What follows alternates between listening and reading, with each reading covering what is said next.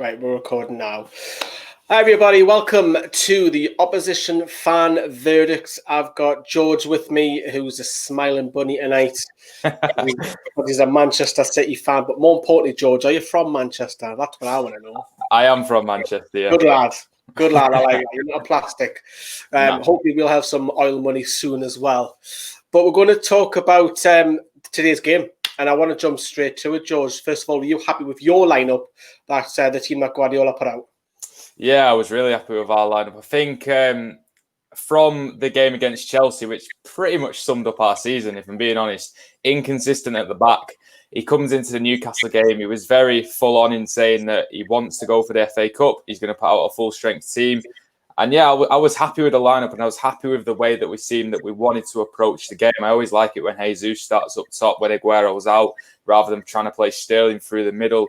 Never quite works. Bravo back in the squad, which is something that he always does for the cup competitions. I was a bit iffy about Mendy starting, and Gundogan played as a holding midfield role, but overall, really happy with the squad, and we played quite well.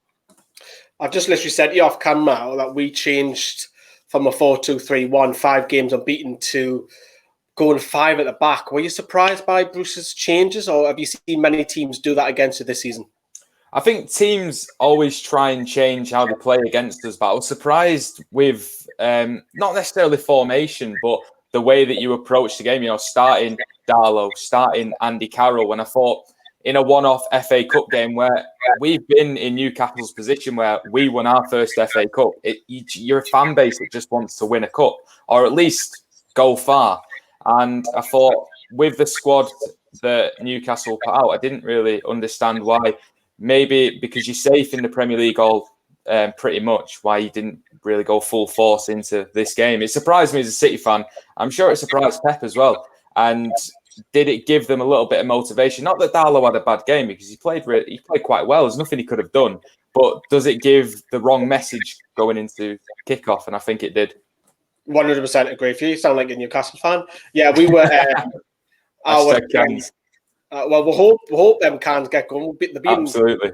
Never mind on ice. I think they're frozen. But yeah, it was just surprising. Dubravka, come on. I know he did the mistake, but Dubravka has made the most saves in the Premier League this season. So, anyways, we'll get on to the game because I'll talk about that later on the last word. Just everybody tune in for that. But were you surprised with our approach, or did you see the lineup first, George, and think, well, actually, we know the game plan here. We've played them before. Rafa Benitez has done it against Manchester City. Were you expecting that then?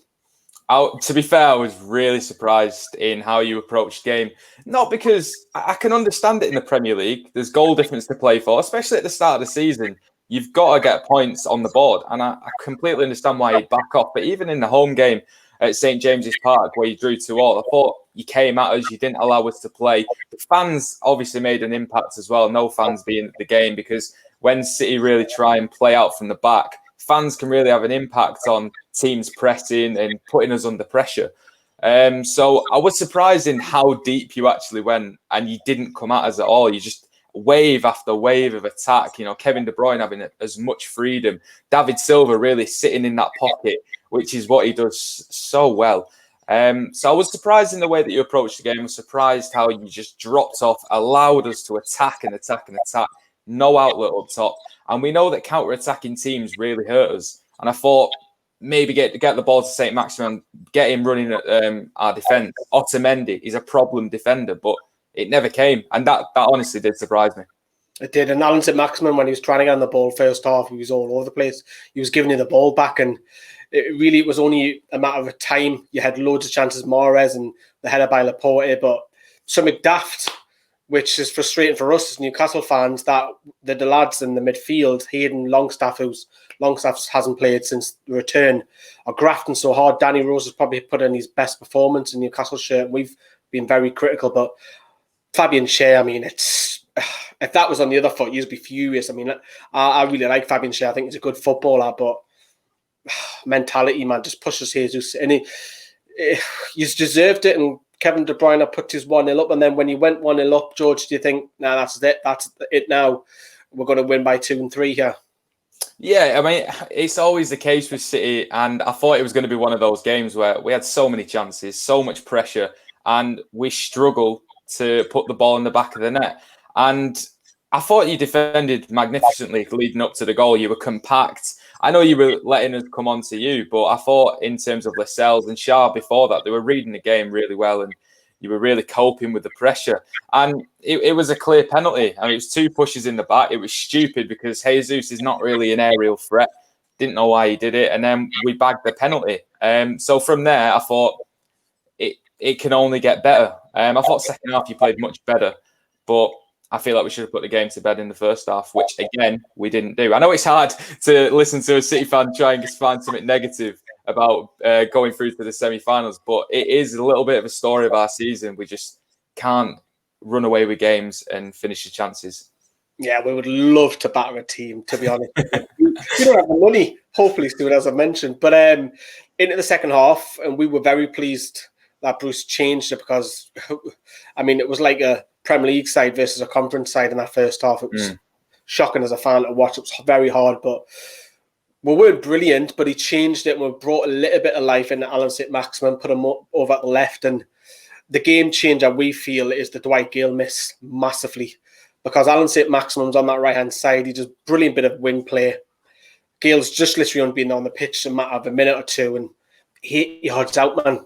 And I was saying on the video, our video earlier, well, it goes out later now because I've already recorded it, is that's the difference between us and yous, is that we've got Dwight Gale coming off the bench who's brilliant in the Championship, whereas you've got Jesus who can come in and start. It's a massive difference. And Dwight Gale, he's got to score that, George, hasn't he?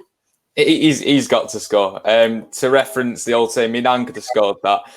But he's got to score it. And it's frustrating as well as a City fan because you know a team is always going to get one chance the way that we play defensively at the moment. And it always seems like we couldn't get that second goal. You should have bagged it and you should have been in the game. Then you drop back again, you close out, maybe go to penalties, maybe nick a goal. And that was frustrating for me because we always concede a big chance and you always feel like a team is always going to get a chance against Man City. And how has he missed? I haven't got a clue. I haven't got a clue. I'm happy he did. I know you're happy is because if that goes in, I think it could be a different game. In fact, it probably will be. It's 1-1. And Absolutely. Then what do you make of City? Can then break down Newcastle again? Because we'll probably go back into a shell again. But literally a minute or two later, it cost us. And Raheem Sterling, who what's his only second goal of this year, I believe. Yeah. Correct me if I'm wrong. A great finish. I cannot deny the finish. The goalkeeper, I cannot do nothing about it. And you're 2-0 up, and that was game, set, match, wasn't it? Yeah, it was. Maybe it was a wake-up call, the Dwight Gale chance just before that. I mean, Phil Foden injected a bit of pace when he came on, passed it to Sterling. What a goal! Maybe he backed off him a bit too much, allowed him a bit too much space, but world-class finish. And then from there, there's probably not really any doubt that we're going to go on and win the game. But I think most City fans know that City have got a potential bottle in them, so we still have to play out till the 90th minute.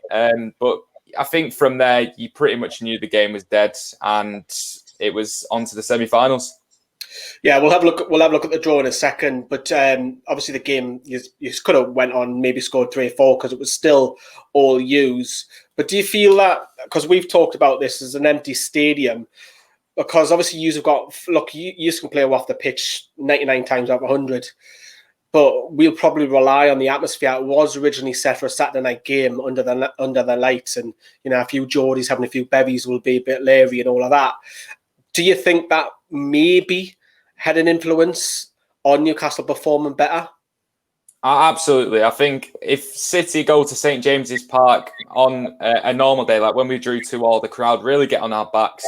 And sometimes we struggle to play out from the back when the crowd are getting on our backs and really urging the opposition on to, press us and put us under pressure. And like you say, a Saturday night game under the lights at St James's Park, who wants that? Who wants to go to St James's Park like that? No one. Me, I do. Well, yeah, you do. Well, I mean, from a playing point of view, who wants to go to St James's Park and play under the lights with the Geordies on your back? No one wants to do that. And to be honest, I didn't want to go because the stairs give me a heart attack every time I go up there. But yeah, I think having no crowd really benefits us in every game because we like to play out from the back, especially against a team like Newcastle. I don't like going to the City because they keep taking my camera off as they want to have cameras inside. Annoying, isn't it? They're dead fussy with it. I just want to bring up, obviously, you mentioned the draw there. Four big boys. You probably would have fancied Arsenal out of the other two, though, wouldn't you? Yeah, I think Arsenal's probably the better draw out of the three teams. It's at Wembley. Anything can happen. They always say it is the magic of the FA Cup. But I think Arsenal, the way that they're going at the moment, not necessarily Arteta's fault. I think probably is still a great candidate to be a fantastic manager. But the squad that he's inherited at Arsenal, the way that they're playing, we brushed them aside at the Etihad. And I'd never want to play Arsenal. I'd never want to draw them in a cup. But out of the three, you've got to say Arsenal's a beneficial choice, and it sets up, hopefully, well, maybe not hopefully, but a Manchester derby final. I was just about to say, you probably want to play Man United, but then beat them in the final, won't you? But absolutely. Yeah, you'll want that, don't you? So a couple of things before we wrap up as well, George. So your season then, obviously, you would have been gutted. Well, it was coming with Liverpool and all that. But FA Cup, do you think that's now, you're in this last four, and maybe the Champions League, which starts in August? Is that where you want to go and do what? Because you've won the League Cup, haven't you?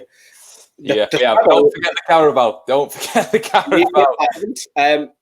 Possibly still the treble, which is mad to consider. You're 20 odd points behind Liverpool. Yeah, I think we've just struggled for consistency in the league. I think 198 points in the last two seasons is mad in itself. And it's going into the season, you probably knew that Liverpool were more hungry than us, and we fell short in the league. We weren't consistent enough, but I'd rather them win the league like they did rather than win it at the Etihad next week. So there's a little bit of gain in that, but you always knew Liverpool were going to win the league. Obviously, the FA Cup, I love the FA Cup. Obviously, the first big trophy that we won since the takeover, which was really significant. It's always nice to win the FA Cup.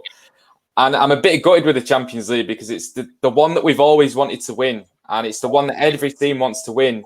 But it's written, for me, I feel like it's written in the stars that this will be the season that we win it. And it won't feel the same. It won't be the same. And we'll always be the ones that won the Champions League, not in the right circumstances. No two-legged games. And, you know what other fans are like, and they won't give it us. And you might get kicked out of Europe as well, which might be a... Well, there's that as well. Double-edged swords. Last word on Newcastle, since you're on the Newcastle channel. How do you think the season's gone, first of all, under Bruce, and secondly, if a takeover happens, do you feel like Newcastle could rival you in a few years?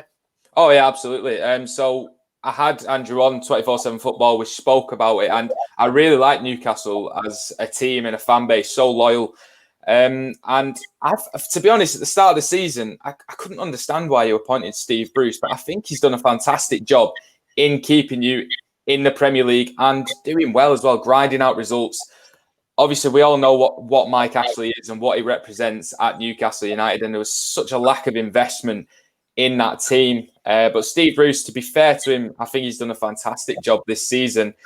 Going into next season with the takeover, I think Newcastle are in exactly the same position as we were before we got taken over. A good-sized club, but not necessarily had that backing in modern times. And it's if it does go through, I know you can't spend the money like we could have when there was no financial fair play, but you're in for a great journey. Just to see your team winning again, and just to get maybe a trophy, it's an unbelievable feeling. But can Steve Bruce realistically stay as manager? We had the same problem with Mark Hughes when Sheikh Mansour came in. We gave him a few months, but he's not the manager that's going to take you to a Premier League. It's Steve Bruce, the manager, that is going to take you to a Premier League title. I don't think he is. I think you can give him the benefit of the doubt and maybe be loyal to him, but is it just stagnating that progress? And is it just best to cut ties as soon as? Personally, I think you should get rid of Steve Bruce if the takeover does go through, because when you have the money to spend, our world-class players are going to want to go and be coached by Steve Bruce. And you'd probably say the answer is no. But I hope the takeover goes through, and I can see you challenging. And do you know what? It'd be nice to see another team, a big team similar to ourselves when we got taken over, up there and challenging the big boys, because it's nice to see new teams coming through and challenging the established few. Just keep it northern, let's keep the northern clubs up north as well. Where can people find you, George? I'll whack a link in the description. Yeah, so we're 24/7 Football. We're on YouTube. We have a website as well. It's a nice yellow logo, black and yellow. 24/7 Football in it. Go and check us out.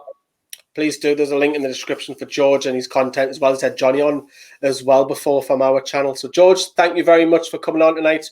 Enjoy your success. Enjoy your weekend. No problem. Thank you very much for having me, and hopefully the cans come out soon. George, thank you very much for that. I'll just stop recording.